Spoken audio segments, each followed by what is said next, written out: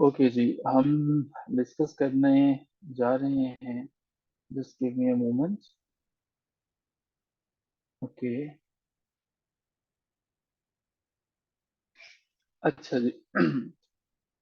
Screen में share कर रहा हूँ, प्लीज देखिएगा इसे कि आपके पास जो है वो आई एम श्योर कि स्क्रीन जो विजिबल है, व्हाइट बोर्ड आपके पास विजिबल हो चुका है। हम पाकिस्तान अफेयर्स को शुरू कर चुके थे और पाकिस्तान में हम पाकिस्तान से रिलेटेड जो टॉपिक था हमारा वो पाकिस्तान था। उसी से रिलेटेड जो है वो हम क्वेश्चंस को समझने की और डिस्कस करने की कोशिश कर रहे थे। चलते हैं जी, यहाँ से हम आगे बढ़ते हैं, प्रोसीड फर्दर करते हैं। और आपको पता है हमारी प्रैक्टिस का कि व्हाइट बोर्ड पे सिर्फ वही चीजें लिखी जाएंगी जो कि प्रीवियस पेपर्स के अंदर आ चुकी हैं। और इन पर्टिकुलर ये क्वेश्चन जो है वो रिपीट होते हैं। पाकिस्तान काजी फायज ईसा का बड़ा नाम आजकल चल रहा है, तो वहीं से हमारा सिलसिला शुरू हो जाएगा।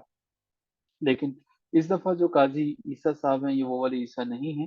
पाकिस्तान के पहले एम्बेसडर जो हैं ईरान की तरफ, ईरान में जो पाकिस्तान के पहले एम्बेसडर थे वो काजी ईसा थे। हम हमारा टॉपिक पाकिस्तान अफेयर्स है।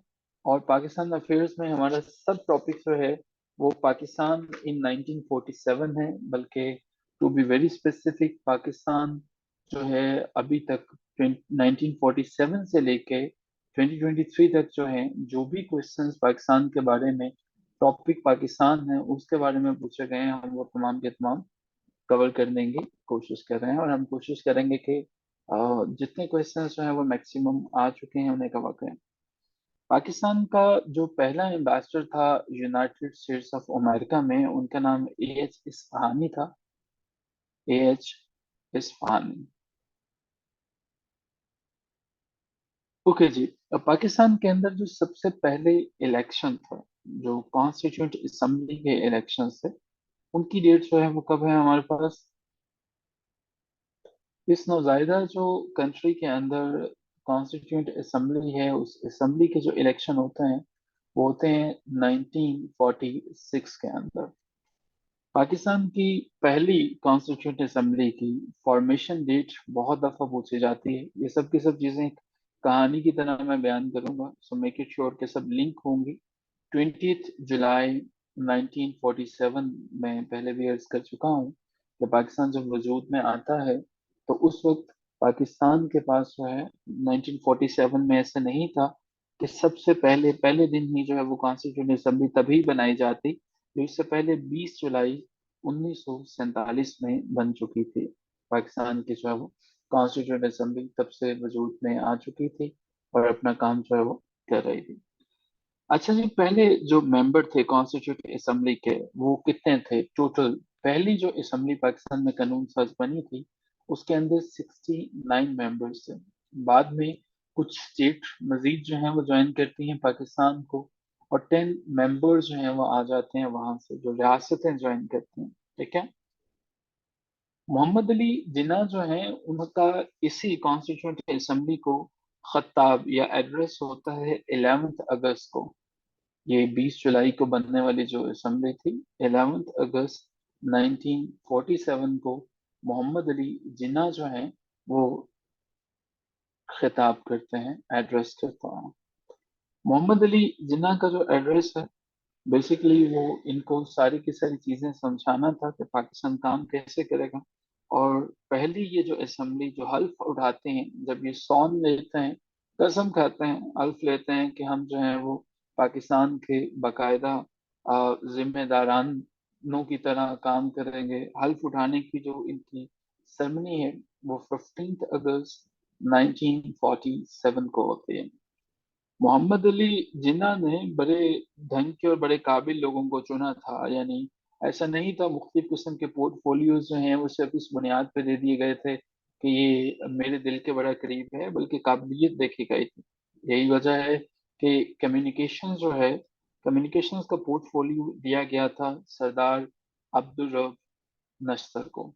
जी जी जी अदनान साहब, सरदार अब्दुल रब नश्तर जो हैं उनको पहली दफा ये दिया गया पोर्टफोलियो कम्युनिकेशन का।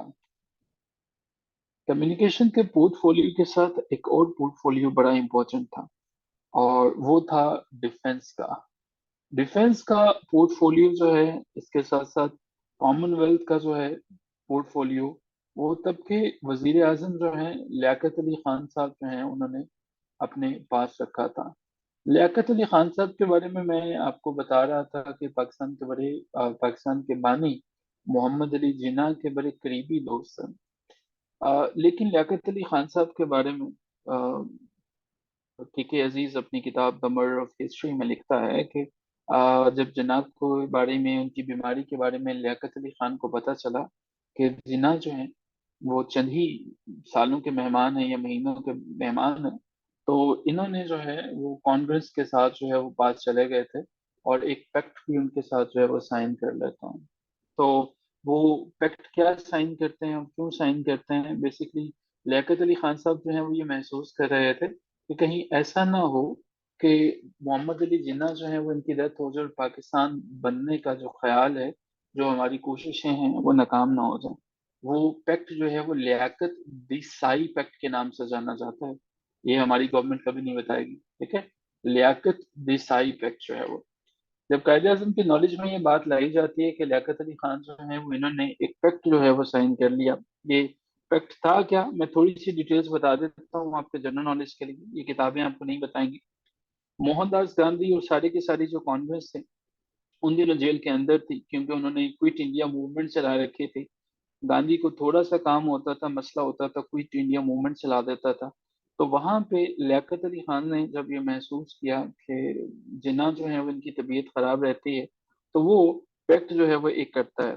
ये पैक्ट को करने की कोशिश करता है वो कांग्रेस से, और कांग्रेस के साथ जो है पैक्ट करने का मकसद ये था कि अगर खुदा न खास्ता मोहम्मद अली जिन्ना नहीं रहते हैं तो मैं इस मूवमेंट को जो है वो लेके चलूं। लेकिन ये मोहम्मद अली जिन्ना के नोटिस में लाए बगैर ये पैक्ट हुआ था, और यही वजह है कि बाद में मोहतरमा फातिमा जिन्ना अपनी किताब माय ब्रदर में भी ये बात लिखते हैं कि एंड पे जब लियाकत अली खान देखने को आते हैं कायद अज़म मोहम्मद अली जिन्ना को, तो कायद अज़म मना कर देते हैं कि उन्हें अंदर नहीं आने देना। बड़ी वजह ये थी, कायद अज़म कहते हैं कि ये देखने आए हैं कि मैं कितनी देर तक जिंदा रहूंगा और कब ये मुल्क को संभाल सकेंगे, ठीक है। तो ये के अजीज की किताब रिकमेंडेड है, हाईली रिकमेंडेड है, आपको फिर जरूर पढ़िएगा। आपको काफी चीजें समझ में आएंगी। मर्डर ऑफ हिस्ट्री, आपको ये भी पता चलेगा कि आप जो है वो 23 मार्च जो मनाते हैं पाकिस्तान रेजोल्यूशन डे, वो तो 23 मार्च नहीं है, वो 24 मार्च है। बहुत सी ऐसी रियलिटीज आपको पता चलेंगी। मेरे कैफ, हम ये बातें इसलिए नहीं करते हैं क्योंकि आपका एग्जामिनर आपसे उसी हिस्ट्री में से चीजें पूछेगा जो आपको पढ़ाई जा रही हैं, जो आप पढ़ते आ रहे हो। लेकिन इसे अपने जनरल नॉलेज के लिए जरूर पढ़िएगा, ठीक है। आगे चलते हैं जी। लेकिन इंटरव्यू में आपकी रिस्पेक्ट करेंगे अगर आप इस किताब को पढ़ेंगे ना इंटरव्यू में, कि आपने इन चीजों को एक्सेप्ट किया। बैठे कैफ, लियाकत अली खान साहब ने जो है वो डिफेंस और कॉमनवेल्थ का जो पोर्टफोलियोज थे वो वजीर आजम साहब ने अपने पास रखे। ये एक बड़ी बात थी कि लियाकत अली खान साहब जो है वो इन दोनों पोर्टफोलियोज को लेकर चल रहे हैं। मोहम्मद अली जिन्ना साहब जो है वो, उन्होंने ट्रेड, इंडस्ट्री और पब्लिक वर्क्स, ये तीन चीजें जरा गौर से देखिएगा।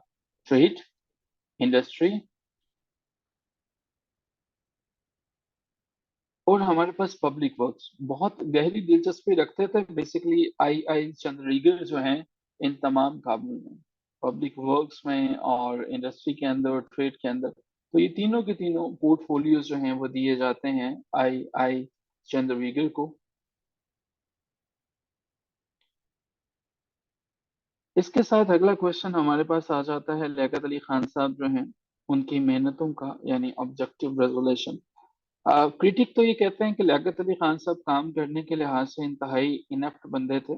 उन्होंने एक मुल्क को आइन देते देते इतना साल लगा दिए, लेकिन उन्होंने एक रेजोल्यूशन जो है कॉन्स्टिट्यूट असेंबली में प्रेजेंट की थी, ठीक है।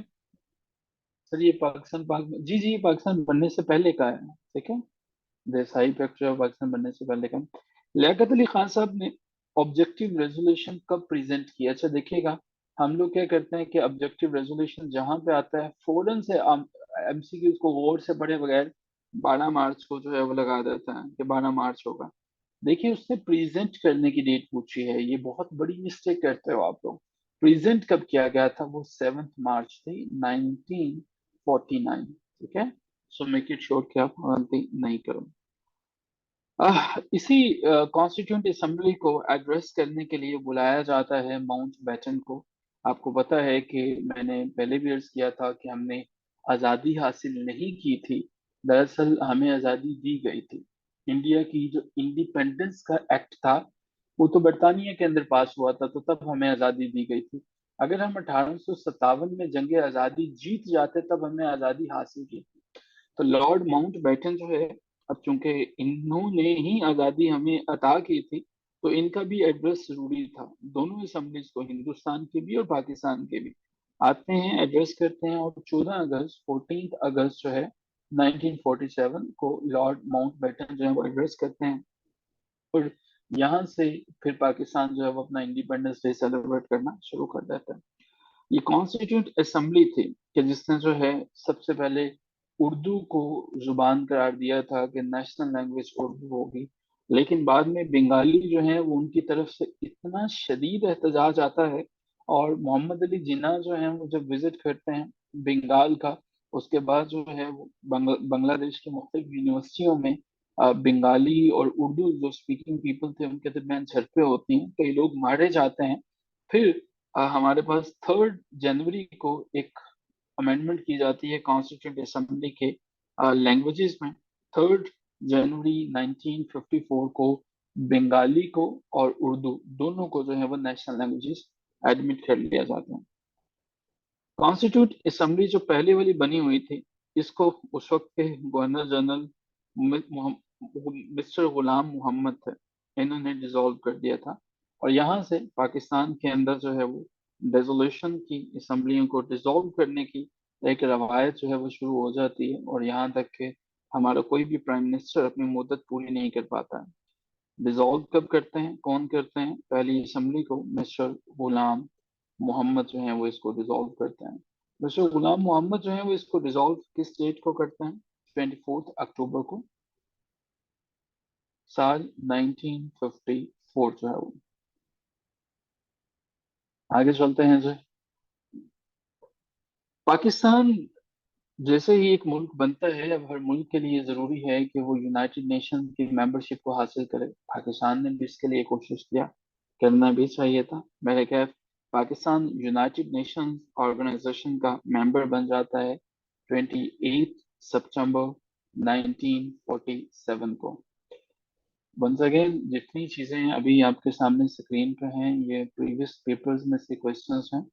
हम हर दफा क्वेश्चन जो आते हैं उन्हें डेटा बैंक में अपडेट कर देते हैं, उन क्वेश्चंस को रेलिवेंट टॉपिक्स के नीचे ऐड कर देते हैं हर नए सेशन में। प्लीज मेक इट श्योर कि ये क्वेश्चंस आपकी ना सिर्फ फिंगर टिप्स पे हों, बल्कि क्लास के एंड पे जो है वो, क्लास के एंड पे एक चीज और कोशिश कीजिएगा कि क्लास के एंड पे हर एक पॉइंट को थोड़ा सा मजीद जो है वो डिटेल से देख लीजिएगा। ठीक है, थोड़ी सी मजीद जो है वो डिटेल से देखिए कि इससे रिलेटेड जो है वो कौन कौन से क्वेश्चंस आएंगे। अपने नोट्स साथ साथ बनाते चले जाइए। ठीक है, अपने नोट्स जो है वो साथ साथ बनाते चले जाइए। जी, हमारे पास मोफा जो है वो मिनिस्ट्री ऑफ फॉरेन अफेयर्स यही कहती है कि 30 सितंबर है। लेकिन चूंकि हमारे अभी डिस्कशन में पास्ट पेपर्स हैं, पास्ट पेपर के अंदर जो क्वेश्चन में उसने ऑप्शन दिए थे वो 30 था नहीं, या 28 होगा या 30 होगा, दोनों में से जो भी होगा आप लगा सकते हैं। पाकिस्तान ने जब अप्लाई किया फॉर्मली, ये 28 से 30, ऐसा तो हो नहीं सकता कि एक ही दिन का ये प्रोसेस था, 28 को शुरू हुआ 30 को कंप्लीट हुआ। तो अब वो क्वेश्चन जिसमें भी पूछेगा 28 से 30 तक आप जो है वो देखेंगे। दोनों ऑप्शन अगर मौजूद होंगे तो 30 को आप जो है वो पिक करेंगे। अगर सिर्फ 28 वाला ऑप्शन होगा तो फिर इस पर जाएंगे। नन ऑफ दीज को नहीं लगाइएगा, 28 सितंबर को पिक करेंगे। क्लियर? नेक्स्ट हम जो है वो चलते हैं। पाकिस्तान ने जो है वो, पाकिस्तान ने एक ऑर्गेनाइजेशन को ज्वाइन किया था जो कि हमारे पास नैम के नाम से जो है वो जानी जाती है। नेम हम क्या है जी? नॉन अलाइंड मूवमेंट जो है वो नेम कहलाती है, NAM, नेम। नेम का मतलब क्या है? Non aligned movement international organisation है जिसका मकसद ये है कि जो डेवलपिंग कंट्रीज हैं, जो नॉन अलाइंड मूवमेंट्स हैं, उनके इंटरेस्ट को सेव करना। बैरक एफ नेम को क्लास 10 पे देखिएगा, डिटेल में क्या है, पाकिस्तान कब ज्वाइन करता है, 1979 के अंदर जो है वो पाकिस्तान नेम को ज्वाइन करता है। पाकिस्तान जो है वर्ल्ड बैंक का मेंबर कब बनता है, वर्ल्ड बैंक का मेंबर पाकिस्तान बनता है 1950 के अंदर। ये वर्ल्ड बैंक ही था कि जिसने सिंध ताज माहदा यानी इंडस वाटर ट्रीटी को ब्रोकर किया था। ये उसी की वजह से सारी की सारी चीजें अभी तक चल रही हैं। पाकिस्तान की वाहद ट्रीटी जिसने मुख्तलिफ जंगों का सामना किया, 1947-48 की जंग देखी, 1965 की जंग देखी, 1971 की देखी, 1999 की कारगिल वॉर देखी, लेकिन अभी तक जो है वो माहदा अभी तक वैसा ही है। अच्छा जी, पाकिस्तान के अंदर रेफरेंडम होता है तो वो पूछता है NWFP, जो कि अब KPK बन चुका है, उसमें रेफरेंडम कब होता है। तो पाकिस्तान में जो रेफरेंडम बेसिकली ये KPK के अंदर रेफरेंडम पाकिस्तान को ज्वाइन करने से पहले होता है कि आपने पाकिस्तान की तरफ जाना है या इंडिया की तरफ जाना है। 6 से 17 जुलाई को होता है, साल 1947 जो है वो हमारे पास कहलाता है। अच्छा जी, सर फर्स्ट कॉन्स्टिट्यूशन इंफॉर्मेशन वगैरह से पहले किस तरह हो गई थी। देखिए इमरान, हमारे पास ना 3 जून जो है उसमें प्लान था। मैं आपको बता रहा था कि ये बरतानिया, जो गवर्नमेंट ऑफ बरतानिया थी, उन्होंने आज़ादी हमें दी थी। उनका प्लान था कि इंडिया को अब हमने आज़ाद कर देना है। हमने आज़ादी हासिल नहीं की है कि किसी से आज़ादी हासिल करना। आज़ादी हासिल तो बंगालियों ने की थी ना हमसे। उन लोगों ने अपनी जो है वो आज़ादी छीनी थी हमसे। हमें तो आजादी दे दी गई थी, हमने इंडिया से आजादी ली थी। हिंदुस्तान को उन्होंने आजाद कर दिया था, खुद ही कर दिया था। ये उन्होंने भी आजादी नहीं दी, ऐसा नहीं है कि इंडिया के कहने पे वो चले गए हैं। तो ये पता चल चुका था कि हमने आजाद होना है, तो फिर कॉन्स्टिट्यूंट असेंबली को पहले बना लिया गया था। मोहम्मद अली जिन्ना जो है वो इसके लीडर थे, ठीक है। पाकिस्तान बनने से पहले, ताकि पाकिस्तान जैसे ही बने तो हर हर बंदे के पास उसका पोर्टफोलियो हो, उसे पता हो कि मुल्क को चलाना कैसे है। अब ऐसा तो हो नहीं सकता था कि मुल्क जो है वो बाद में बन जाए और आपसे कहा जाए कि इमरान साहब आप अब ये लेंगे, आप ये लेंगे, तो हर एक की रिस्पॉन्सिबिलिटी पहले ही डिसाइड कर ली गई थी। NWFP यानी KPK के अंदर जो है, जब ये रेफरेंडम करवाया गया कि इधर you will go with Pakistan और इंडिया, तो उन्होंने पाकिस्तान के हक में वोट दिया। वो हमारे पास कहलाता है रेफरेंडम। उसकी डेट थी 6 से 17 जुलाई, और ये 1947 के अंदर हुआ था। पाकिस्तान के अंदर एक सिस्टम इंट्रोड्यूस करवाया गया था, basic democracy system. Basic democracy, बुनियादी जमहूरियतों का जो ये जो सिस्टम है, ये इंट्रोड्यूस कब होता है, अयूब खान जो है वो इसे इंट्रोड्यूस करवाता है। और ये पाकिस्तान में पहली दफा 1959 में इंट्रोड्यूस होता है।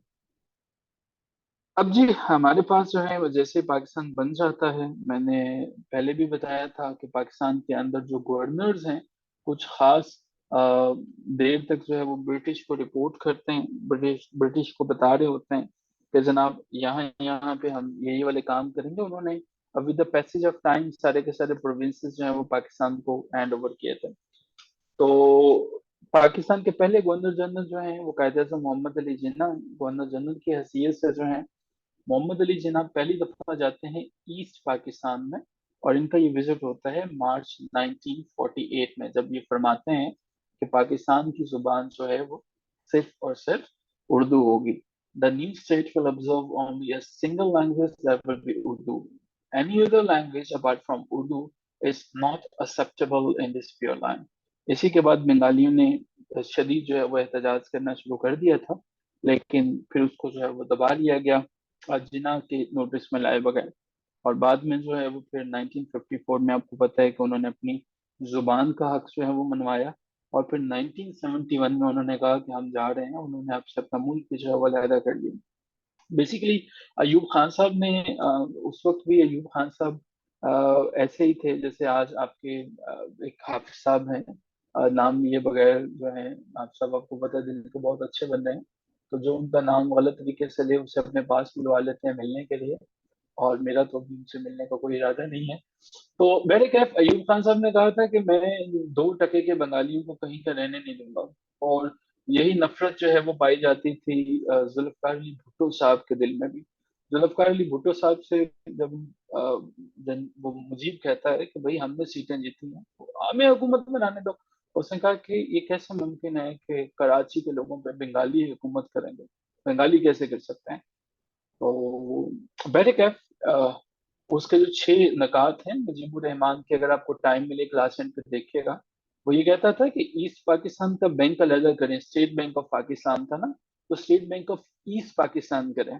कि आप जो पाकिस्तान की इनकम जितनी आती है वो सब की सब वेस्ट पाकिस्तान में लगाते हो, आप हमें हमारा बैंक अलहदा करके दो, स्टेट बैंक अलहदा करके दो। दूसरा उसका पॉइंट ये था कि आप जो है वो एक आर्मी रखो, लेकिन वो आर्मी सिर्फ बॉर्डर्स पे रहे।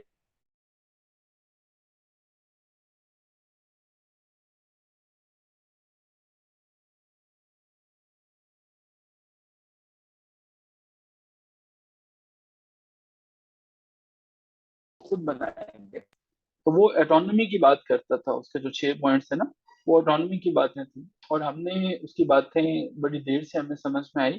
फिर 1973 में हमने जो जो तकरीबन उसने बातें मांगी थी, सिवाय ये आर्मी को सरहदों पे भेजने वाली और आर्मी पे काम कम करने वाली, बाकी सूबों को फिर हमने ऑटोनॉमी दे दी 1973 में। ठीक है। पाकिस्तान, ईस्ट पाकिस्तान दूर था, लेकिन हमारे पास जो है वो रास्ता एग्जिस्ट करता था। रास्ता ऑब्वियसली मेरी टाइम सी की मैं बात कर रहा हूँ। खुश्की वाला रास्ता तो हमारे पास था नहीं, लेकिन ईस्ट पाकिस्तान को साथ रखा जा सकता था। ईस्ट पाकिस्तान हमारे साथ रह सकता था। अब इसका ये मतलब तो नहीं है कि हम ईस्ट पाकिस्तान दूर था तो इसलिए हमने उनसे कहा कि ले लें। ठीक है। खैर जी, यहाँ से आगे चलते हैं जी। कॉन्स्टिट्यूंट असेंबली ऑफ पाकिस्तान जो है, उन्होंने कराची को सबसे पहले कब अपना कैपिटल बनाया? ये मई 1948 की बात है, जब कॉन्स्टिट्यूंट असेंबली एक कानून पास करती है कि मुल्क का जो है वो कैपिटल कराची होगा। कायदे आज़म मोहम्मद अली जिन्ना जो है, उनकी जो डेथ होती है वो होती है गवर्नर जनरल हाउस के अंदर जो है वो, जी जी हाउस, कराची के अंदर। और क्योंकि ये पेपर में पूछा गया तो इसलिए इसी तरह से, ये नहीं कहना वो एम्बुलेंस में फोर्ट हो गए थे, बाद में उन्हें बड़ी मुश्किल से लेके गए थे जीजी हाउस में। तो गवर्नर जनरल हाउस में थे और इनकी वफात आपको पता है 11 सितंबर 1948 को होती है। बाज लोग तो, बाज क्रिटिक तो ये कहते हैं कि लियाकत अली खान भी इसके जिम्मेदार थे, उन्होंने क्यों जिन्ना को जो है वो प्रॉपर फैसिलिटीज प्रोवाइड नहीं किए थे। ठीक है। और जिन्ना जो है वो, इनकी पोस्टमार्टम रिपोर्ट में लिखा गया है कि ये कार्डियक अरेस्ट से जो है वो फौत हुए थे, इनको हार्ट अटैक हुआ था। ठीक है, उससे जो है ये फौत हुए थे। पॉइंट नंबर 17 हमारे पास है नॉन अलाइंड मूवमेंट। मैंने कहा इससे बाद में सर्च भी किया जाएगा ये क्या होती है। 1979 में पाकिस्तान ने ज्वाइन की थी। अच्छा जी, इसका स्क्रीनशॉट प्लीज लेंगे और मैं देखना चाहूंगा कि कितने ऐसे जीनियस हैं जिन्हें ये सारे के सारे 23rd पॉइंट्स अभी याद हो चुके हैं। How many genius are there के जिन्हें ये सारे के सारे पॉइंट्स अभी के अभी याद हो चुके हैं? They are requested to write me ME in the chat box. Okay.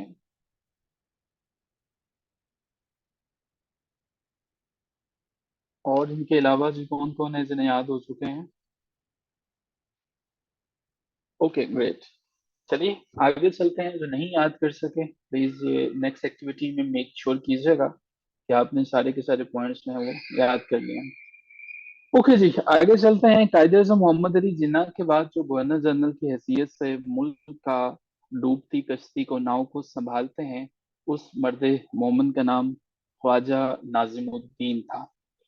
Khwaja Nazimuddin जो है वो एक शरीफ इंसान थे। ख्वाजा नाजिमुद्दीन की शराफत का अंदाजा ये लगा लीजिए कि जल्द ही इन्हें भी फारिग कर दिया गया था। बहरकैफ ऑब्जेक्टिव रेजोल्यूशन जो है, जिसके बारे में मैं बात कर रहा था, ऑब्जेक्टिव रेजोल्यूशन, ये बुनियादी वो रेजोल्यूशन थी जो कि नवाबजादा लियाकत अली खान जो है वो प्रेजेंट करते हैं 7 मार्च को। और फिर जो है ये 12 मार्च 1949 को इसको अडॉप्ट कर लिया जाता है। 1949 को जो नॉन मुस्लिम से उन्होंने बड़ा वावेला किया था कि ये मुल्क सिर्फ जो है मुसलमानों का नहीं है। मोहम्मद अली जिन्ना ने तो बड़ा वाज़ेह तौर पे कहा था कि आप अपने टेम्पल्स में जा सकते हो, मंदिरों में जा सकते हो। तो वो, ये तो ऑब्जेक्टिव रेजोल्यूशन तो सारी की सारी जो है मुसलमानों के ही हक के ऊपर बात कर रही है। तो फिर इसके ऊपर ये बताया गया था कि हम इस चीज को कवर करने की कोशिश करेंगे अपने आइन के अंदर और आपको वहां पे हक जो है वो देंगे। वैसे क्या आपको पता होगा कि पाकिस्तान के अंदर जो नॉन मुस्लिम्स हैं वो ये भी क्लेम करते हैं कि हम भी शहरी हैं, लेकिन हमें वजीर आजम या हमें सदर बनने की इजाजत नहीं है, तो आइन में हमें वो भी इजाजत है। Moving forward from here. अच्छा जी, यहाँ पे बेसिक प्रिंसिपल्स की जो कमेटी है उसको बनाया जाता है। और बेसिक प्रिंसिपल कमेटी जो है, ये इसका काम क्या है? बेसिक प्रिंसिपल कमेटी को एक काम दिया जाता है, और वो काम ये है कि आपने नया जो मुल्क है हमारा, इसके लिए कानून साजी जो है वो करनी है। बेसिक प्रिंसिपल कमेटी की ड्यूटी थी कि आपने कॉन्स्टिट्यूशन जो है वो बनाना है। कॉन्स्टिट्यूशन मेकिंग की जिम्मेदारी जो है वो इनकी थी। कॉन्स्टिट्यूशन कैसे बनता है कैसे नहीं है, बैरिकैफ ये कमेटी अपनी पहली रिपोर्ट जो है वो दे देती है। और वो पहली रिपोर्ट देती है सितंबर 1950 में, जिसमें बताती है कि मुल्क का आइन कैसा हो सकता है। ये प्लानिंग कमेटी जो है, इसमें सारी की सारी बातें डिस्कस होती हैं। इससे पहले कि मामला आगे चलता, कि 16 अक्टूबर को कुछ ऐसा हुआ जिसे पाकिस्तान में कभी नहीं बुलाया जा सकेगा।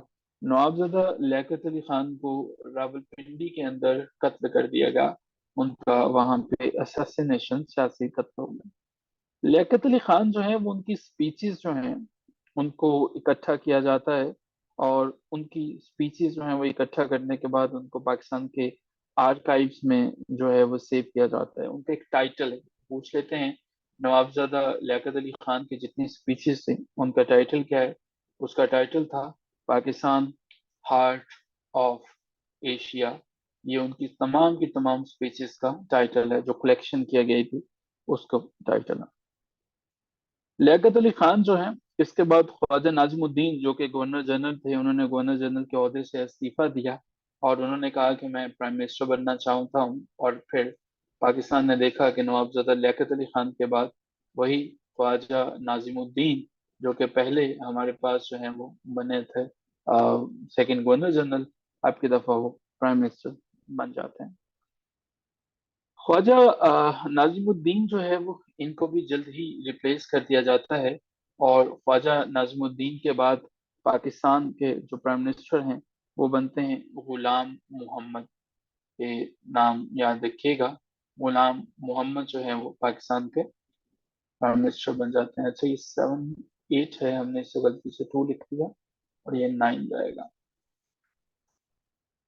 अच्छा, जैसे ही गुलाम मोहम्मद बनते हैं तो मुल्क जो है वो थोड़ा सा बेहतर होना शुरू हो जाता है। मैंने क्या, वो हमारी डिस्कशन का पार्ट नहीं है कि मुल्क में क्या क्या तब्दीलियां आती हैं।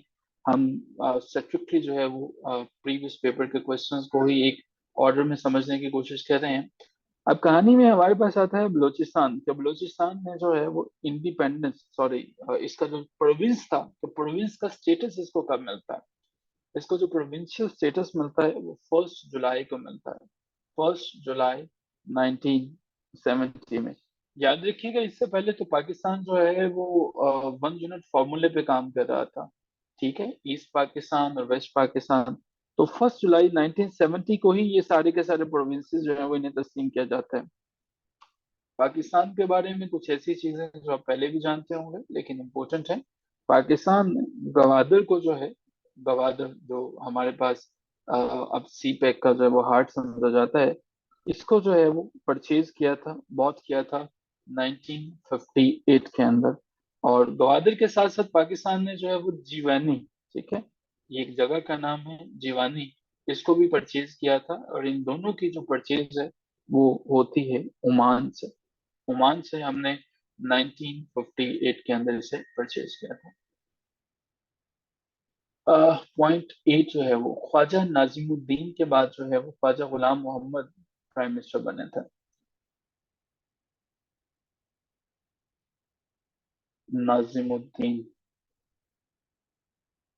सर, पाकिस्तान हिस्ट्री में कोई पीएम अपना टेन्योर पूरा क्यों नहीं कर सका आज तक? जब तक आपके हम नाम लोग बाकी हैं इमरान भाई, आपका नाम भी इमरान खान है, तो मेरा ख्याल है कि वो नहीं आगे आने देंगे। देखिए, ये एक बड़ी लंबी डिबेट है कि पाकिस्तान के अंदर जो है वो 23 24 प्राइम मिनिस्टर्स गुजरे हैं, तो क्या वजह है वो अपना टेन्योर क्यों नहीं पूरा कर सके हैं? तो टेन्योर पूरा करने की, ना करने की सबसे बड़ी वजह यह है कि वो बेचारे प्राइम मिनिस्टर होते नहीं है। आपके मुल्क में अल्लाह के फजल करम से किसी और की हुकूमत है, और ये हम नहीं पूरी दुनिया जानती है, तो वो कंट्रोल करने देंगे? वो नहीं इम्प्रूव करने देंगे तो वो बेचारे करेंगे ना। तो इमरान ऐसे सवालात जो हैं वो आप क्यों पूछते हैं कि जिससे हमें अडयाला में जाना पड़े? बाज आ जाए, ये आपको पता है। अच्छा जी, पाकिस्तान जो है, पूछा जाता है कि पाकिस्तान में हिजरी साल, क्योंकि हमारा टॉपिक पाकिस्तान और पाकिस्तान से मुतल्लिक़ सारी की सारी चीजें जो है वो हम डिस्कस करेंगे। नहीं नहीं, बिल्कुल नहीं चेंज करना पड़ेगा, इट्स फाइन। अच्छा जी, पाकिस्तान में हिजरी साल में कब वजूद में आया था? उस वक्त डेट क्या थी? ये 27th ऑफ रमजान थी, 1366 जो है वो हमारे पास हिजरी कैलेंडर के मुताबिक पाकिस्तान वजूद में आता है। पाकिस्तान के अंदर जो है, जो स्टैंडर्ड टाइम पाकिस्तान का जो है वो +5 GMT को फॉलो किया जाता है। पाकिस्तान ने स्टैंडर्ड टाइम अपना कब जो है ये फॉलो करना शुरू किया था? स्टैंडर्ड टाइम पाकिस्तान अपना अडॉप्ट करता है अक्टूबर के महीने में, 1 अक्टूबर 1951 में। पाकिस्तान के अंदर पहली पॉपुलेशन सेंसस कब करवाई जाती है? तो ये भी आपने देखा होगा, मल्टीपल टाइम में क्वेश्चन आ जाता है। ये 1951 के अंदर होता है। पाकिस्तान में एक ही बंदा है जो अभी तक वाइस प्रेसिडेंट रहा। वाइस प्रेसिडेंट रहने वाला सिर्फ एक ही बंदा अभी तक गुजरा है। उसका नाम क्या है? वो नूरुल अमीन है। वंस अगेन ये क्वेश्चंस काफी दफा रिपीट हो रहे हैं, और इनको प्लीज गौर से जो है वो देख लीजिएगा। नूरुल अमीन है। इंडियन फोर्सेस जो हैं आज़ाद कश्मीर में दाखिल होते हैं। वो आज़ाद कश्मीर में दाखिल होने के बाद 27 अक्टूबर 1947 को आज़ाद कश्मीर को अपने साथ जो है वो एनेक्स करना चाहते हैं। पाकिस्तान में ये डे आज भी ब्लैक डे के तौर पर सेलिब्रेट किया जाता है। कश्मीरी इन पर्टिकुलर इस डे को सेलिब्रेट करते हैं। पॉइंट नंबर 13, पहली सेंसस पाकिस्तान में कब होती है? 1951। आह, कश्मीर का जो पाकिस्तान से डिस्टेंस है वो माइल्स में पूछा है उसने एक दफा, कितना है कश्मीर का डिस्टेंस? तो कश्मीर पाकिस्तान से 250 मील जो है वो दूर है। 250 माइल जो है वो ये दूर है। इसके साथ जो है वो आगे चलते हैं। आह, उर्दू जो है वो कब पाकिस्तान की नेशनल लैंग्वेज जो है वो उर्दू को बनाया जाता है? उर्दू को नेशनल लैंग्वेज अडॉप्ट किया जाता है, अप्रैल का महीना था, अप्रैल 1954 का। और उस वक्त जो है जो तजवीज़ किए गए थे, देवर 37 लेटर्स इन उर्दू के। 37 जो है वो लेटर्स के साथ उर्दू पाकिस्तान की कौमी जुबान रहेगी। अभी जो उर्दू के अंदर टोटल जो उसके अल्फ़ाबेट्स हैं वो 39 है। उस वक्त जो है वो उर्दू के अंदर जो लेटर्स थे वो 37 थे। जरा ढूंढने की कोशिश कीजिएगा कि बाद में कौन से दो लेटर्स ऐड किए गए थे। ये ढूंढना है, आपने ढूंढना है। ठीक है। 15 जो है वो 27 अक्टूबर 1947 को ब्लैक डे के तौर पर ऑब्जर्व किया जाता है। Thank you sir. इस दिन इंडिया ने अपनी फोर्सेस कश्मीर में उतारी थी। पाकिस्तान ने अपना पहला सिक्का, फर्स्ट कॉइन जो है वो कब जारी किया था? ये 3 जून 1948 को पाकिस्तान ने अपना पहला सिक्का, पहला कॉइन जारी किया था। जो पहले सिक्का था पाकिस्तान का, उसके बारे में क्वेश्चन पूछता है कि इसको डिजाइन किसने किया था? It was design by whom? It was design by Brandley. नाम कितना आसान है उस बंदे का, ब्रांड जो आप अक्सर सुनते हैं, और उसके बाद ली। ब्रांडली जो है वो उसने इसे डिजाइन किया था। मोहम्मद अली जिन्ना ने स्टेट बैंक ऑफ पाकिस्तान जो है वो, स्टेट बैंक को कब इसका इफ्तिताह किया था? स्टेट बैंक ऑफ पाकिस्तान का इफ्तिताह 1 जुलाई 1948 में हुआ था। ये इन्फो रिटर्न में भी मिलेगी। इसका बड़ा आसान सा तरीकेकार है कि आपने जैसे ही मैं ये स्क्रीन कंप्लीट करता हूँ तो आप इसका स्क्रीन शॉट लेंगे, और बाद में कैम स्कैनर से इसका PDF बना लेंगे। ये सबसे अच्छा है। आप इसे खुद लिखेंगे, ये बेसिकली आपको लिखने के लिए है, तो आप इसे खुद से लिख लीजिएगा। Sweet princess. ठीक है जी, स्वीट प्रिंसेस साहिबा। तो यहाँ तक है जी। अच्छा, state bank of Pakistan, by the way, जो स्टेट बैंक में लोग जो जॉब्स आती हैं उसमें अप्लाई जरूर किया करें। स्टेट बैंक के जो हैं वो अभी हाल ही में आपने देखा होगा, अपनी नजर से गुजरा होगा कि स्कैंडल ये भी था। स्टेट बैंक के जो माइनर माइनर से एम्प्लॉयज थे उनकी सैलरी भी जो है वो 30 30 40 40 लाख पर मंथ थी। और जो उनके एग्जेक्टिव थे उनके तो लाइक हमारे पास 80 80 90 90 लाख पर मंथ जो है वो सैलरीज होती हैं। तो नॉर्मल एम्प्लॉयज को इन्हें 2 2 ढाई 2.5 लाख देते हुए मौत पड़ती है। इवन 2 2 ढाई 2.5 लाख की बात तो मैंने ज्यादा बता दी, इनको 20 30 हजार देते हुए भी मौत पड़ रही होती है। उनसे बड़ा काम लेते हैं तो स्टेट बैंक ऑफ पाकिस्तान, क्योंकि वो मालियाती इदारा है तो उसमें बड़ी अच्छी पैकेजेस देता है। अब बेटे क्या, नेशनल बैंक ऑफ पाकिस्तान, वो बैंक जो आप सब जो है वो देखते हैं, नेशनल बैंक, ये 1948 के अंदर जो है वो नेशनल बैंक बनाया जाता है।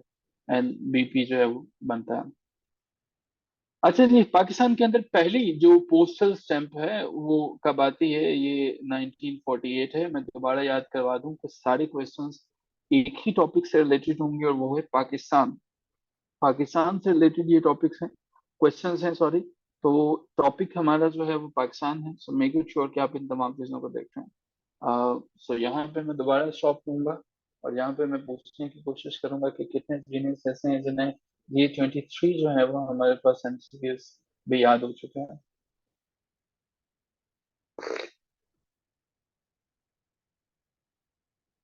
तो ये स्क्रीन शॉट ले लीजिए सर, पर डिपार्टमेंट को भेज देते हुए मौत पड़ती है एक्सेप्ट पार्लियामेंट और जुडिशरी को। हाँ जी, आप ठीक कह रहे हैं, ऐसा ही है। वो एक शेर भी है, शायद आपने सुना हो। वो एक सॉन्ग है ना, पंजाबी सॉन्ग है, those people who can understand Punjabi, कि ਜਦੋਂ होली जई लेंदा मेरा नाम मैं था मर जानी हाँ। तो वो कहते हैं इसकी ट्रांसलेशन करते हुए कि मेरा नाम जब भी किसी काम के लिए पुकारा जाता है मुझे वही मौत वाक़या हो जाती है। तो उसी तरह से आपने बिल्कुल ठीक कहा कि इन्हें भी मौत वाक़या हो जाती है। आगे चलते हैं। पाकिस्तान का पहला रेडियो स्टेशन जो है जब पाकिस्तान बनता है तो वो कराची के अंदर जो है वो बनाया जाता है। कराची जो है वहां पे रेडियो स्टेशन बनाते हैं। क्या आपको पता है कि कराची और इस्लामाबाद के अलावा भी पाकिस्तान का एक तीसरा शहर भी है जो कुछ अर्सा के लिए पाकिस्तान का कैपिटल रहा था? आपको उस शहर का नाम पता है? उस शहर का क्या नाम होगा? गेस करें जरा कि पाकिस्तान का एक तीसरा शहर भी था जो पाकिस्तान का जो है कैपिटल रहा था। आप उस शहर का नाम जानते हैं?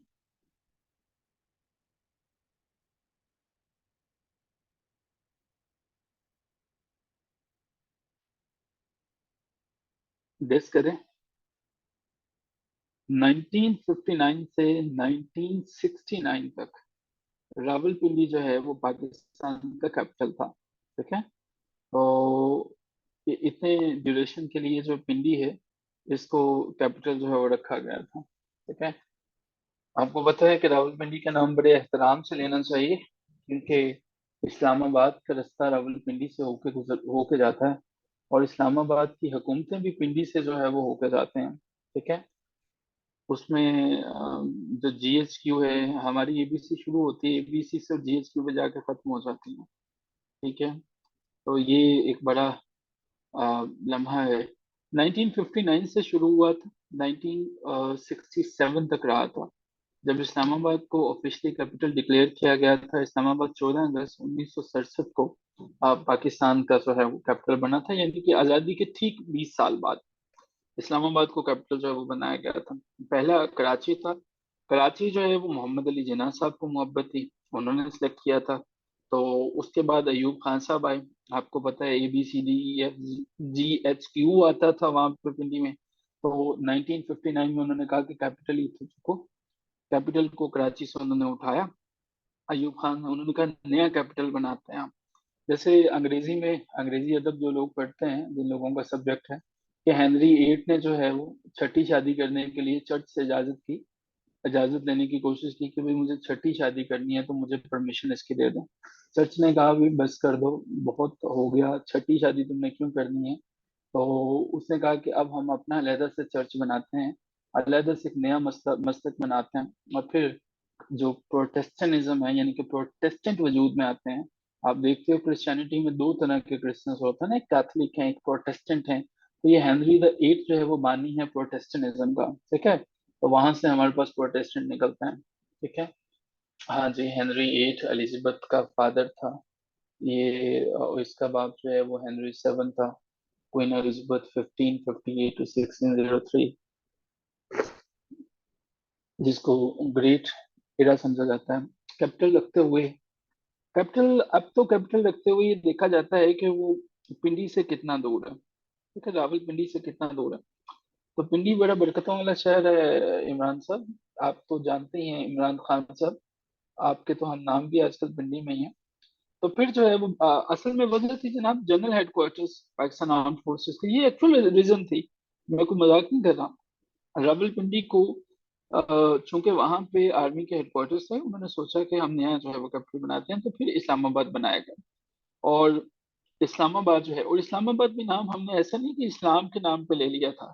और नहीं नहीं नहीं भाई, बंगाल के अंदर ना, चिटागांग के अंदर एक सिटी थी, उसका नाम था इस्लामाबाद, ठीक है।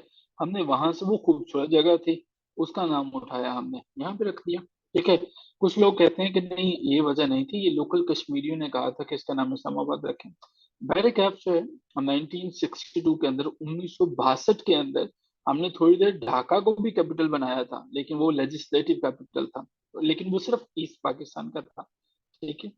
अब ये क्यों किया गया, ये क्यों किया गया, वजह ये थी कि वो कहते थे कि कराची के लोग सिर्फ सिंधी हैं, तो हम कैपिटल को वहां पे शिफ्ट करना चाहते हैं, वो किसी भी डोमेन में ना आए, ना वो सिंध का हिस्सा हो, ना पंजाब का हो, ना केपी के का हो, किसी का भी हिस्सा नहीं हो, ठीक है। और कराची जो है वो कमर्शियल सिटी है, सो हम ये चाहते हैं कि एक ऐसा एरिया होना चाहिए जो पूरे के पूरे मुल्क के तमाम लोगों के लिए एक्सेसिबल हो, ठीक है। तो ये हमारे पास जो है वो वजह थी। बेटे क्या, हम आगे चलते हैं। जी जी, GHQ, GHQ। जाहिद हुसैन अपना एक आर्टिकल लिखते हैं मलीहा लोधी की जो है वो किताब में, Pakistan beyond the crisis state के अंदर जो है वो पब्लिश होता है। वो बड़ी अच्छी बात लिखते हैं कि पाकिस्तान के अंदर आप इस्लामाबाद तक तब तक नहीं पहुंच सकते हो जहाँ, जब तक आप पिंडी से नहीं गुजरते हो। और पिंडी से गुजरने का मतलब ये है कि पिंडी वाले जब तक आपको इजाजत नहीं देता। तो रावलपिंडी, आपको पता है रावलपिंडी के बाद जो सबसे ज्यादा शहर काबिल इज्जत है, काबिल रिस्पेक्ट है, वो सरगोदा है, क्योंकि उसके आखिर में DH आता है, ठीक है। वो सबसे ज्यादा रिस्पेक्टेबल है। खैर, coming back to the topic, हम आगे चलते हैं जी। पाकिस्तान जो है चाइना को जब हम रिकॉग्नाइज करते हैं, पहले मैंने बताया रेडियो जो है वो कराची में स्टेब्लिश किया गया। फिर उसके बाद कराची में जो है वो पहुंचते हैं इनॉग्रेशन के लिए नवाबजादा लियाकत अली खान। तो पाकिस्तान का जो पहला रेडियो स्टेशन था, उसकी इनॉग्रेशन, उसका जो इफ्तिताह था, वो लियाकत अली खान साहब जो है वो करते हैं। लियाकत अली ने ये इफ्तिताह कब किया था, ये 14 अगस्त 1948 को हुआ था। अच्छा, बहुत सी चीजें 14 अगस्त को हुई थी, आपको बस ईयर याद रखना। पाकिस्तान जो है वो चाइना को कब रिकॉग्नाइज करता है, चाइना को हम 1949 में रिकॉग्नाइज कर लेते हैं।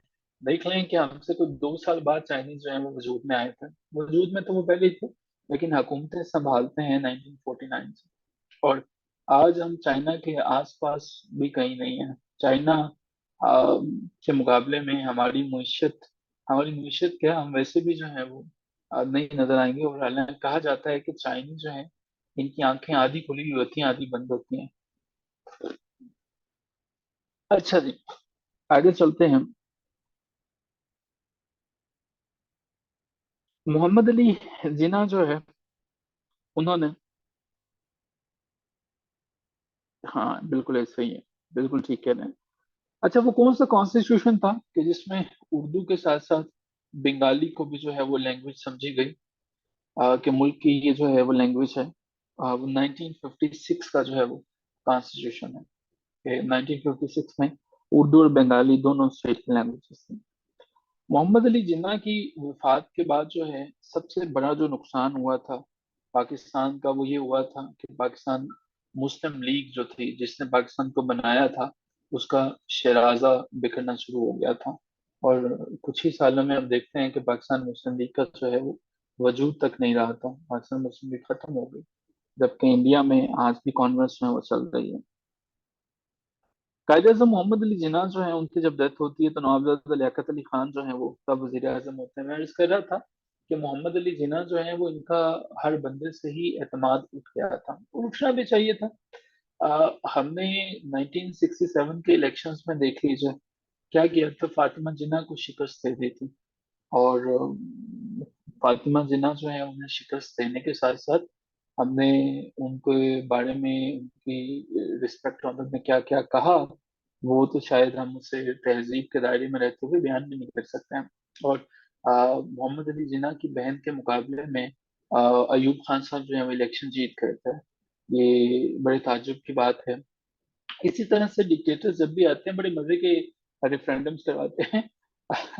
जियाउल हक साहब ने रेफरेंडम करवाया, और वो रेफरेंडम का एजेंडा क्या था, अवाम से एक सवाल पूछा गया कि भाई ये बताओ, जियाउल हक साहब ने मुल्क के अंदर जितने कवानीन हैं उन्हें इस्लाम के मुताबिक किया है, ये उन्होंने ठीक किया है या नहीं ठीक किया?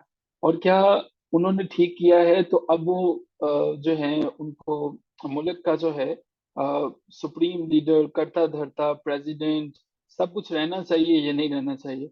तो अब इसका जवाब नहीं में कौन दे सकता था?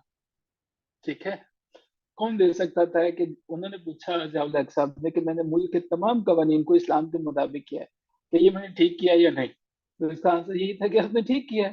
तो अब जो है ठीक करने के चक्करों में उन्होंने अपनी 90 दिनों के लिए आए थे और कई साल तक हुकूमत रखी।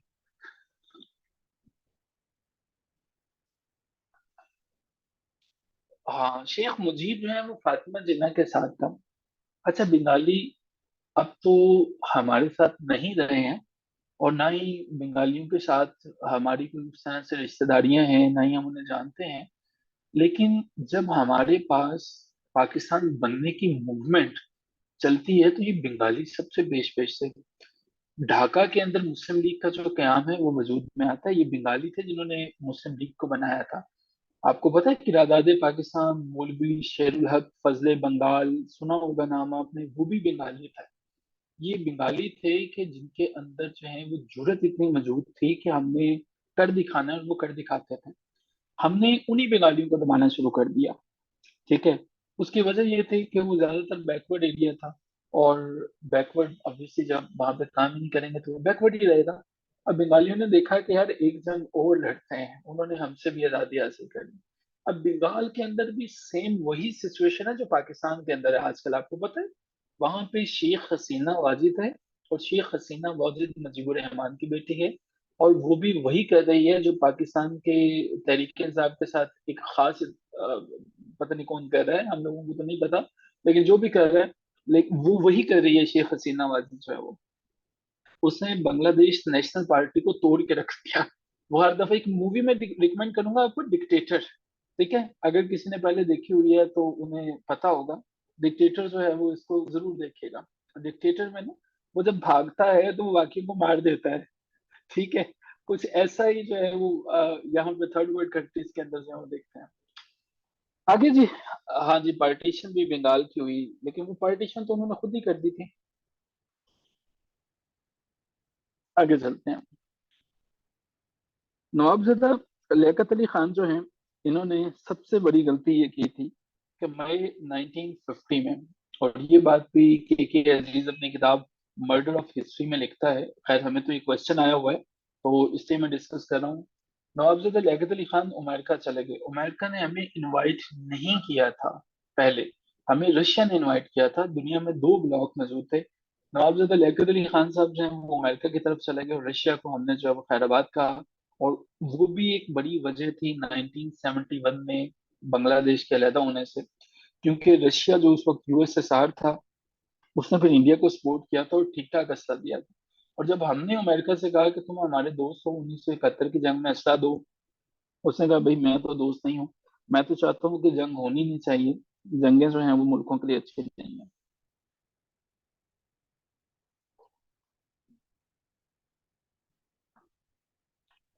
जी ठीक है सीरत साहबा, आई एम सॉरी प्रिंसेस साहबा। अच्छा जी, यहाँ तक हमारे पास है। लियाकत अली खान जो है वो, मैंने बताया कि एक जलसे में 16 अक्टूबर 1950 वन को जो है वो कत्ल कर दिए गए। इनको कत्ल करने वाले जो बंदा है उसका नाम सैयद अफगानी था। ये अफगानी भी एक पूरी जो है वो फिल्म है हमारे पास, जिसको हम देखेंगे ना। ठीक है। तो ये अफगानिस्तान भी आजकल जो चल रहा है, हमारे एक मुजाहिद अफगानिस्तान की तरफ गए तो हुए पैगाम अमन लेके। मौलाना फजल रहमान सब दुआ कीजिए कि अल्लाह ताला उनकी शहादत कबूल कर, आई मीन उनको कामयाब कर दें। वो भी चाहते हैं कि पाकिस्तान में अमन हो, और इसलिए वो अफगानिस्तान चले गए। लियाकत अली खान साहब जो हैं, उनकी डेथ के बाद मैंने बताया ख्वाजा नाजमुद्दीन आए। और पाकिस्तान जो है, यहाँ से ऑनवर्ड्स पाकिस्तान के अंदर तब्दीलियां आना शुरू हो जाती हैं। अच्छी खासी तब्दीलियां आना शुरू हो जाती हैं। क्या क्या तब्दीलियां आती हैं वो तो हमारी डिस्कशन का हिस्सा, अगर आएंगे क्वेश्चन तो मैं बता दूंगा। अदरवाइज कुछ इंपॉर्टेंट इंपॉर्टेंट क्वेश्चन जो हैं मैं आपको बता दूं कि पाकिस्तान एयरलाइंस जो है वो, जिसका आज जो बुरा हाल है वो आपके सामने जो है मौजूद है। PIA, PIA जो है इसके बारे में क्वेश्चन आता है कि ये कब जो है वो वजूद में आई। वैसे तो PIA जो फॉर्मली वजूद में आई थी, कि जिसमें PIA के बाद जो है मजीद चीजें, मजीद सारी की सारी चीजें, ऑपरेशन आ जाते हैं, सब कुछ हो जाते हैं, वो तो होते 11 मार्च 1955 को PIA वजूद में आती है। लेकिन इसको फाउंड कब किया जाता है? जब इसका आइडिया आता है कि हमने एयरलाइन बनानी है, वो जो आइडिया था वो 1954 में आता है, लेकिन ऑपरेशन शुरू कब से कर देती है? 11 मार्च 1955 में, पाकिस्तान इंटरनेशनल एयरलाइंस। और ये जब वजूद में आती है ना, तो तमाम अपने रिश्तेदार लगा दिए जाते हैं। अभी भी आज भी पाकिस्तान में हर शोबे का हेड कौन है ये आप देख लीजिए। PIA की पहली इंटरनेशनल फ्लाइट जो है वो किस साल होती है? फर्स्ट इंटरनेशनल हमारी एयरलाइन है, और आपको पता है कि हम इसकी बड़ी रिस्पेक्ट करते हैं। लेकिन PIA की जो है वो एयर होस्टेस जो है वो जब किसी अच्छे कंट्री में जाती हैं, तो मैं डॉन में पढ़ रहा था कि वो चले जाती हैं, वो कहती हैं कि खुदा हाफिज, वो वहां से भाग जाते हैं। फर्स्ट इंटरनेशनल इसकी जो फ्लाइट थी वो 1955 को थी। कंट्री नहीं पूछी, आगे पूछेगा तो मैं बताऊंगा। ये जो है वो इंटरनेशनल सर्विसेज जो शुरू करता है वो पहले जॉर्डन की तरफ जाता है। और जॉर्डन किस तरफ जाता है? वाया कायरो जो है वो 1955 के अंदर जो है वो जाता है। हाँ, कायरो की तरफ जाते हैं, इनको इजाजत मिलती है। सुई गैस जो है वो पाकिस्तान के अंदर ऑफिशियली वंस अगेन कब जो है दरियाफ्त की जाती है? सुई गैस के ऊपर काम किया जाता है 1950s में ही जो है वो शुरू हो जाती है। लेकिन हमारे पास 1952 में इसके जो जखायर हैं वो दरियाफ्त किए जाते हैं। 1952 में सुई गैस पता चलती है कि पाकिस्तान के पास तो सुई गैस भी मौजूद है, और उसके बाद से जो है वो मजीद इस पे काम किया जाता है। पाकिस्तान ने सोचा कि यार मुझे भी कुछ तरक्की करनी चाहिए, और पहला जो है वो फर्स्ट 5 इयर्स प्लान जो है वो लॉन्च करते हैं। फर्स्ट 5 ईयर प्लान जो है वो लॉन्च किया जाता है 1955 के अंदर जो है। पाकिस्तान एक पैक्ट साइन करता है, और वो है सेंटो। याद रखिएगा, सेंटो बहुत इंपॉर्टेंट है। और सेंटो जो है इसको हम बगदाद पैक्ट भी कहते हैं। बगदाद पैक्ट, ये बगदाद पैक्ट और सेंटो जो है दोनों लाइक एक ही चीज के दो नाम है। लेकिन इसको पढ़िएगा जरूर कि ये थे क्या। 23 सितंबर 1955 को पाकिस्तान इसको जो है वो साइन किया था। मोटी मोटी बात ये है कि अमेरिका से कहा, अमेरिका ने कहा कि मेरे साथ एक जो है वो पैक्ट साइन करो, कि रशिया अगर तुम पे हमला करेगा तो मैं तुम्हारा मुहाफिज हूँ। लेकिन भाई रशिया हम पे हमला करेगा क्यों? हमने उसका क्या बिगाड़ा है? उसने कहा नहीं, तुम हमारा जो है वो अलाय बन जाओ, तुम पे अटैक नहीं होगा। लेकिन इस तरह से खैर अमेरिका ने भी मिस यूज किया था, इसे खुद देखेगा। पाकिस्तान के अंदर जो है पूरे के पूरे पाकिस्तान के वेस्ट पाकिस्तान को और ईस्ट पाकिस्तान को जो 1 यूनिट फार्मूला था वो किसने इंट्रोड्यूस करवाया था? वो मोहम्मद अली बोगरा थे, उन्होंने इंट्रोड्यूस करवाया था। ये वही 1 यूनिट है जो कि 1971 में बांग्लादेश के टूटने के साथ फिर खत्म हो गया था। और इसको ऑफिशियली फिर फर्स्ट जनवरी 1971 में इसको रिपेल कर दिया गया था, इसको खत्म कर दिया गया था। बांग्लादेश तो आपको पता है बाद में टूटा था, लेकिन ये जो है वो 1 जनवरी 1971 को इसको रिपेल कर दिया गया, खत्म कर दिया गया था। पाकिस्तान के पहले एक्टिंग जनरल ऑफ पाकिस्तान जो थे जो एक्टिंग गवर्नर जनरल थे, जिनको for the very first time जो है वो एक्टिंग गवर्नर जनरल जो है वो उसका ओहदा दिया गया था, वो हमारे पास मेजर जनरल सिकंदर मिर्जा थे। सिकंदर मिर्जा साहब जो है वो इनको दिया गया था। वेस्ट पाकिस्तान जो है, ईस्ट पाकिस्तान और वेस्ट पाकिस्तान, जो 1 यूनिट फॉर्मूला था, वो मोहम्मद अली बोगरा ने लगाया था। मोहम्मद अली बोगरा ने। और ये 1 यूनिट बिल जो था ना, ये पास किया गया था अक्टूबर 14, 1955 में। अक्टूबर 14, 1955 में, जब ये 1 यूनिट के ये सारे का सारा वेस्ट पाकिस्तान 1 यूनिट होगा, और ईस्ट पाकिस्तान जो है वो 1 यूनिट होगा। और उस वक्त जो है वो किसका टेन्योर चल रहा था? चौधरी मोहम्मद अली का। पॉइंट नंबर 7 जो है वो मई 1590 को अयूब खान ने विजिट किया था अमेरिका का। अच्छा जी। और ये कैंसिल किसने किया था? 1 यूनिट बिल जो है वो, ये यहिया ने किया था। अच्छा, किसी भी बिल को जो है वो लागू करना ये नहीं होता कि आज इन्होंने सोचा और उसको लागू कर दिया। और किसी भी बिल को खत्म करना भी ऐसे नहीं होता कि आज सोचा और सुबह से खत्म हो गया। ठीक है। इसको खत्म करने से पहले तो यहिया खान ने जो है वो बताया कि इसको खत्म करना है। उसने इस बिल के अगेंस्ट प्रोसीड फर्दर करना शुरू किया। तो यहिया ने 1 यूनिट को रिपेल करने का जो प्रोसेस शुरू किया था, वो 25 मार्च 1969 में हुआ था। जब बंगाली जो है वो बहुत ज्यादा शोरगुल करना शुरू हो गए कि भाई ये 1 यूनिट के तहत तो हमें कुछ मिलता ही नहीं है, फिर हमने इन्हें 1971 में फाइनली खत्म किया। लेकिन ये भी बंगाल में जा नहीं सका। ओके जी। 1956 का जो कॉन्स्टिट्यूशन था, वो असेंबली में कब प्रेजेंट किया गया था? 1956 का कॉन्स्टिट्यूशन असेंबली में February 29, 1956 जो है वो उसमें प्रेजेंट किया गया था। मार्शल लॉ, पाकिस्तान के अंदर सबसे पहला मार्शल लॉ जो है वो लाहौर के अंदर इम्पोज किया गया था, एक सिटी के अंदर जो है वो। और ये कब किया गया था? 1953। लाहौर में अमन की सूरत हाल खराब हुई थी, तो तब सिर्फ लाहौर में लगाया गया था। चौधरी रहमत अली के बारे में, मोहम्मद अली जिन्ना के बड़े अच्छे दोस्त थे जी, चौधरी रहमत अली जो है वो, इनके बारे में कि ये कहाँ पे दफन है? ये लंदन में, यानी कि कैम्ब्रिज, लंदन के अंदर जो है वो ये दफन है। पाकिस्तान ने सीटों को कब ज्वाइन किया था? सीटों को पाकिस्तान ने ज्वाइन किया था 1954 के अंदर जो है। सीटों क्यों बनाया गया था? सीटों चाइना के गिर्द घेरा तंग करने के लिए बनाया गया था।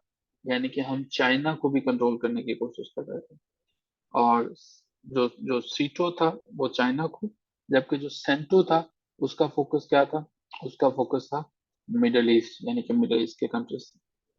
मुस्लिम लीग जो है उसने जो गवर्नमेंट है 1955 के अंदर, वो कैसे बनाई, कैसे चला? अयूब से यहिया का टेन्योर क्या था?